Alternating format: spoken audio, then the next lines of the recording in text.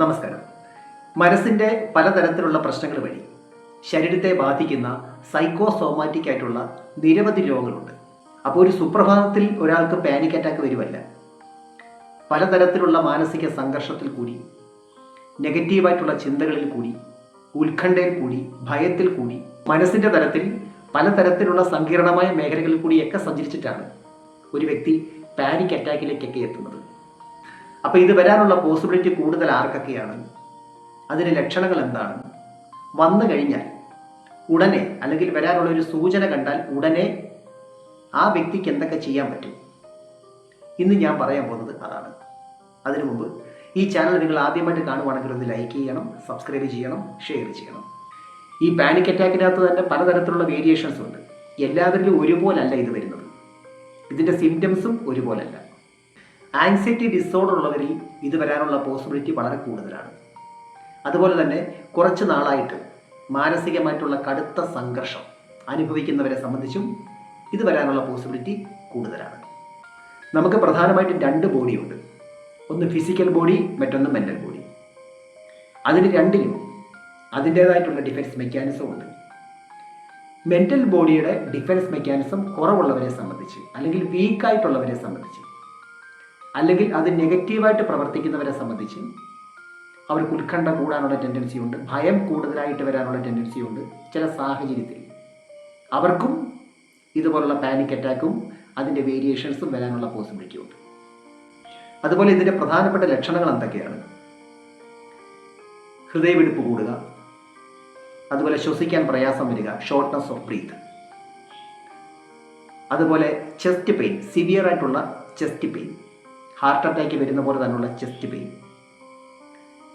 അതുപോലെ ഡിസിനസ്, മയക്കം പോലെ വരുന്നു, തലചുറ്റൽ വരുന്നു, തലകറക്കം വരുന്നു, അതുപോലെ ഒരു കുഴഞ്ഞ് വീഴാൻ പോകുന്ന ഒരവസ്ഥ, കൺട്രോൾ പോകുന്ന, മൊത്തത്തിലുള്ള നമ്മുടെ ആ കൺട്രോൾ പോകുന്ന അവസ്ഥ, ഏതോ ഒരു ഭയാനകമായ സിറ്റുവേഷനിൽ കൂടി കടന്നു പോകുന്നു എന്ന അവസ്ഥ. ചിലരെ സംബന്ധിച്ച് പ്രഷർ നന്നായിട്ട് കൂടിയിട്ട് ആ യാഥാർത്ഥ്യ ബോധം നഷ്ടപ്പെടുന്ന അവസ്ഥയിലേക്ക് വരുന്നു. നന്നായിട്ട് വിയർക്കുന്നു, ശരീരം മുഴുവൻ പെട്ടെന്ന് വിയർക്കുന്നു. ചിലർക്കാണെങ്കിൽ ഇതിനകത്തൊരു ഹിസ്റ്റീരിക്കൽ എഫക്റ്റാണ്. യാഥാർത്ഥ്യ ബോധത്തിൽ നിന്ന് മാറി മനസ്സ് മറ്റൊരു തലത്തിലേക്ക് പോയിട്ട് സംസാരിക്കുകയും പ്രവർത്തിക്കുകയും ചെയ്യാനുള്ള ഒരു ടെൻഡൻസി കാണിക്കുന്നു. ചിലരെ സംബന്ധിച്ച് നിയന്ത്രിക്കാൻ പറ്റാത്ത കോപം, അമർഷം, അല്ലെങ്കിൽ നിരാശ, കടുത്ത നിരാശ, അതുവഴിയുള്ള വിറയൽ, ശരീരം മൊത്തത്തിൽ കടന്ന് വിറയ്ക്കുന്നത്, എന്തൊക്കെയോ അനുനിയന്ത്രിതമായിട്ട് ചെയ്യാനുള്ള ടെൻഡൻസി കാണിക്കുന്നു. അപ്പോൾ ഈ പാനിക് അറ്റാക്കുമായിട്ട് ബന്ധപ്പെട്ട ചില വേരിയേഷൻസ് ആണ് ഞാൻ ഈ പറയുന്നത്. അപ്പോൾ നമ്മുടെ ശരീരത്തെ നെഗറ്റീവായിട്ട് ബാധിക്കുന്ന ഒരു അടിയന്തര സിറ്റുവേഷൻ വരുമ്പോൾ നമുക്ക് എന്തൊക്കെ ചെയ്യാൻ പറ്റും? യഥാർത്ഥത്തിൽ നമ്മുടെ ശരീരത്തിന്, അല്ലെങ്കിൽ നമ്മുടെ മനസ്സിന് എന്തെങ്കിലും ഒരു ഡിസ്കംഫർട്ട് വരുവാണെങ്കിൽ, അല്ലെങ്കിൽ അസ്വാഭാവികമായിട്ടുള്ള ഏതെങ്കിലും തരത്തിലുള്ള ഒരു ഊർജം വരുവാണെങ്കിൽ സ്വാഭാവികമായിട്ട് നമുക്കറിയാൻ പറ്റും. നമ്മുടെ ശരീരം അതിൻ്റെ ഒരു ചെറിയൊരു സിംറ്റംസ് നമുക്ക് കാണിക്കുന്നുണ്ട്. അപ്പോൾ അങ്ങനെയുള്ള ഒരു സിറ്റുവേഷൻ വരുമ്പോൾ നമ്മൾ ആദ്യമായിട്ട് ചെയ്യേണ്ടത് നട്ടെല്ല് നിവർന്നിരുന്ന് മൂക്കിൽ കൂടി ശ്വാസം ഡീപ്പായിട്ടുള്ളിലേക്ക് എടുക്കുക. ഒരു 5 സെക്കൻഡ്സ് ഹോൾഡ് ചെയ്തതിന് ശേഷം ശക്തമായിട്ട് വായിൽ കൂടി ഒരു ശബ്ദത്തോടു കൂടി പുറത്തേക്ക് വിടുക.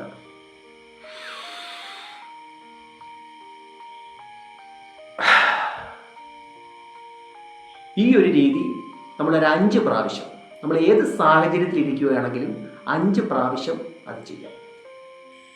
അടുത്തതായിട്ട് നമ്മൾ ചെയ്യേണ്ടത് മസിൽ റിലാക്സേഷനാണ്. പ്രത്യേകിച്ചും കാലിൻ്റെ മസിൽ റിലാക്സേഷനാണ് രണ്ടാമതായിട്ട് നമ്മൾ ചെയ്യേണ്ടത്. ഇതിൻ്റെ കൂട്ടത്തിൽ നമുക്ക് ചെയ്യാം. കാലിൻ്റെ വിരൽ നന്നായിട്ട് മടക്കുക, നിവർക്കുകയും ചെയ്യുക. അതുപോലെ തന്നെ കാൽപാദം നന്നായിട്ട് മടക്കുക, നിവർക്കുകയും ചെയ്യുക. ഈ സമയത്ത് നമ്മുടെ കാഫ് മസിൽസ് റിലാക്സ് ആകുകയും കൂടി നിൽക്കുന്ന പ്രഷർ നോർമൽ ആകാനുള്ള ഒരു ടെൻഡൻസി കാണിക്കുകയും ചെയ്യും. അതുപോലെ ഷോൾഡർ മസിൽസ് റിലാക്സ് ചെയ്യാനായിട്ട് ഷോൾഡറിൻ്റെ ഭാഗത്ത് 2 കൈ കൊണ്ടും ശക്തമായിട്ട് പ്രസ് ചെയ്ത് കൊടുക്കാം. ഒരു 10 പ്രാവശ്യം ശക്തമായിട്ട് പ്രസ് ചെയ്യുക, റിലാക്സ് ചെയ്യുക. ആ രീതിയിൽ 2 കൈകളുടെ വിരലുകളും നന്നായിട്ട് ചുരുട്ടി റിലീസ് ചെയ്യുക.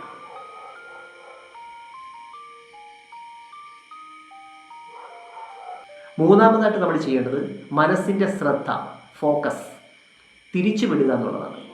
അപ്പോൾ ഇങ്ങനെയുള്ള ഒരു സാഹചര്യത്തിൽ നെഗറ്റീവായിട്ടുള്ള ഏതെങ്കിലും ഒരു കാര്യത്തിലായിരിക്കും ആ വ്യക്തി ഫോക്കസ് ചെയ്യുന്നത്. അപ്പോൾ ആ ഫോക്കസ് മാറ്റി നമ്മൾ വേറെ ഏതെങ്കിലും, ഇപ്പോൾ അവിടെ നോക്കുന്ന, നമ്മളിപ്പോൾ കാണുന്ന, നമ്മുടെ കണ്ണുകൊണ്ട് കാണാവുന്ന വേറെ ഏതെങ്കിലും ഒരു ഭാഗത്തേക്ക് ശ്രദ്ധ തിരിച്ചിട്ട് അതിനെക്കുറിച്ച് ജസ്റ്റ് ഒന്ന് ചിന്തിക്കുക. നമ്മൾ കോൺഷ്യസ് ആയിട്ട് തന്നെ ആ കാര്യത്തെക്കുറിച്ച്, ഏതെങ്കിലും ഒരു കാഴ്ച നമ്മൾ കാണുകയാണെങ്കിൽ നമുക്ക് താല്പര്യമുള്ള കാഴ്ച കാണുമ്പോൾ അതിനെക്കുറിച്ച് ചിന്തിക്കുക. അപ്പം ഞാൻ ഈ പറയുന്ന കാര്യങ്ങളൊക്കെ കോൺഷ്യസ് ആയിട്ട് തന്നെ നമ്മൾ ചെയ്യേണ്ടതാണ്, അല്ലെങ്കിൽ മറ്റൊരാളെ കൊണ്ട് നമ്മൾ പറഞ്ഞ് ചെയ്യിപ്പിക്കേണ്ടതാണ്. ഇപ്പം നമ്മുടെ ശരീരത്തിന് മനസ്സിന് ഒരു പ്രത്യേകതയുണ്ട്. അതിനകത്ത് നെഗറ്റീവായിട്ടുള്ളതായാലും പോസിറ്റീവായിട്ടുള്ളതായാലും ഏത് കാര്യവും സംഭവിക്കണമെന്നുണ്ടെങ്കിൽ, ഒരു ആക്ഷൻ നടക്കണമെന്നുണ്ടെങ്കിൽ അതിന് ഊർജം വേണം. ഇപ്പം നെഗറ്റീവായിട്ടുള്ളൊരു സാഹചര്യമാണ് നമ്മുടെ ശരീരത്തിന് ഉണ്ടാകുന്നതെങ്കിൽ, ഞാൻ നേരത്തെ പറഞ്ഞ പോലെ ചില സിംറ്റംസ് കാണിക്കുമല്ലോ, അത് ട്രിഗർ ചെയ്യുന്ന രീതിയിലുള്ള ഊർജം നമ്മൾ കൊടുക്കരുത്. നമുക്ക് വല്ലാത്ത ഭയം, അല്ലെങ്കിൽ നിരാശ, അല്ലെങ്കിൽ ദേഷ്യം, അമർഷം വരുന്ന ഒരു സാഹചര്യം, ഈ സാഹചര്യത്തിൽ ആ സാഹചര്യത്തിന് ഊർജം വേണം. അപ്പോൾ ഏതോ ഒരു കാര്യത്തിലാണ് എനർജി കിട്ടിയിട്ടാണ് നമുക്ക് ഈ ഒരു ഫീലിങ്സ് ഉണ്ടാകുന്നത്. അപ്പോൾ അത് നമ്മൾ വീണ്ടും വീണ്ടും, നമ്മൾ ഈ എരുതിയിൽ എണ്ണ ഒഴിക്കുന്നു എന്ന് പറയുന്നത് പോലെ നമ്മൾ വീണ്ടും വീണ്ടും അതിലേക്ക് തന്നെ ഫോക്കസ് ചെയ്തുകൊണ്ടിരുന്നാൽ അതിന് കിട്ടുന്ന ഊർജം കൂടുകയും അത് ഒരു അറ്റാക്കായിട്ട് മാറുകയും ചെയ്യും. ഏതെങ്കിലും തരത്തിലുള്ള ഒരു അറ്റാക്ക് ആയിട്ട് മാറുകയും ചെയ്യും. അപ്പം ഞാൻ നേരത്തെ പറഞ്ഞ പോലെ അറ്റാക്കിൻ്റെ ഒരു സൂചന വരുമ്പോൾ തന്നെ നമ്മുടെ ശ്രദ്ധ തിരിച്ചുവിടണം. അടുത്തതായിട്ട് നമുക്ക് പോസിറ്റീവായിട്ടുള്ളൊരു മൈൻഡ്ഫുൾനെസ് ഉണ്ടാക്കിയെടുക്കാനായിട്ട് ശബ്ദത്തിൽ ശ്രദ്ധിക്കാം. നമ്മുടെ ചെവി കൊണ്ട് ഇപ്പോൾ ഏതെല്ലാം ശബ്ദങ്ങൾ, പലതരത്തിലുള്ള ശബ്ദങ്ങൾ, ഏതെല്ലാം ശബ്ദങ്ങൾ നമ്മൾ കേൾക്കുന്നോ അതിൻ്റെ ഒരു ലിസ്റ്റ് എടുക്കുക. എത്ര ശബ്ദം കേൾക്കുന്നു, ഇത് നമുക്കൊരു പോസിറ്റീവായിട്ടുള്ളൊരു മൈൻഡ്ഫുൾനെസ് ഉണ്ടാക്കി തരും. അപ്പോൾ ഇതിൻ്റെ കൂട്ടത്തിൽ ഞാൻ ആദ്യം പറഞ്ഞ ആ ഡീപ് ബ്രീത്തിങ് റിലാക്സേഷൻ ടെക്നിക്ക് ഉണ്ടല്ലോ, ശ്വാസം മൂക്കിക്കൂടി ആഴത്തിലെടുത്ത് വായിക്കൂടെ പുറത്തേക്ക് വിടുന്ന ആ ഒരു രീതി, അത് ഇതിനോടൊപ്പം തന്നെ ഇടയ്ക്കൊക്കെ ചെയ്തുകൊണ്ടിരിക്കുക. അടുത്തതായി ചെയ്യേണ്ട ഒരു കാര്യം നമ്മുടെ മനസ്സിൻ്റെ സങ്കല്പവുമായി ബന്ധപ്പെട്ടതാണ്. യഥാർത്ഥത്തിൽ നമ്മുടെ മനസ്സിൻ്റെ സങ്കല്പത്തിന് നമ്മുടെ ശരീരത്തിൻ്റെ പ്രവർത്തനങ്ങളെ നിയന്ത്രിക്കാനുള്ള കഴിവുണ്ട്, പ്രത്യേകിച്ചും ഓട്ടോണോമസ് നെർവസ് സിസ്റ്റത്തിന്. ഇപ്പോൾ ഓരോ സങ്കല്പത്തിനനുസരിച്ചും നമ്മുടെ ശരീരത്തിൻ്റെ പ്രവർത്തനം, പ്രത്യേകിച്ച് നമ്മുടെ നെർവസ് സിസ്റ്റത്തിൻ്റെയും നമ്മുടെ ബ്രെയിൻ സിസ്റ്റത്തിൻ്റെയും ഒക്കെ പ്രവർത്തനം അതിനനുസരിച്ചുള്ളതായിരിക്കും. ഇപ്പം നമ്മളൊരു നാരങ്ങ കടിച്ച് തിന്നുന്നതായിട്ടൊന്ന് സങ്കല്പിച്ചാൽ നമ്മുടെ വായിക്കകത്ത് വെള്ളം വരും.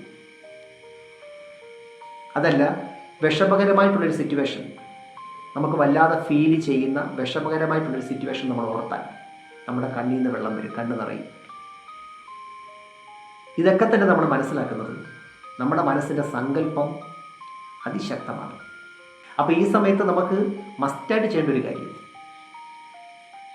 നെഗറ്റീവായിട്ടുള്ള സങ്കല്പം മാറ്റി പോസിറ്റീവായിട്ടുള്ളൊരു സങ്കല്പം കൊണ്ടുവരിക. ഈ സമയത്ത് നമുക്ക് റിലാക്സ് കിട്ടുന്ന ഏതെങ്കിലും ഒരു സാഹചര്യത്തെക്കുറിച്ച് ചിന്തിക്കാം, അല്ലെങ്കിൽ ഒരു വ്യക്തിയെക്കുറിച്ച് ചിന്തിക്കാം, അതല്ലെങ്കിൽ തമാശയായിട്ടുള്ള ഒരു സാഹചര്യത്തെക്കുറിച്ച് ചിന്തിക്കാം. ഏത് രീതിയാണെങ്കിലും അത് പോസിറ്റീവായിരിക്കണം, അത്രയേ ഉള്ളൂ. നിങ്ങൾക്ക് ഈ വീഡിയോ ഇഷ്ടമായെങ്കിൽ തീർച്ചയായിട്ടും ലൈക്ക് ചെയ്യണം, സബ്സ്ക്രൈബ് ചെയ്യണം, ഷെയർ ചെയ്യണം. Thanks for watching.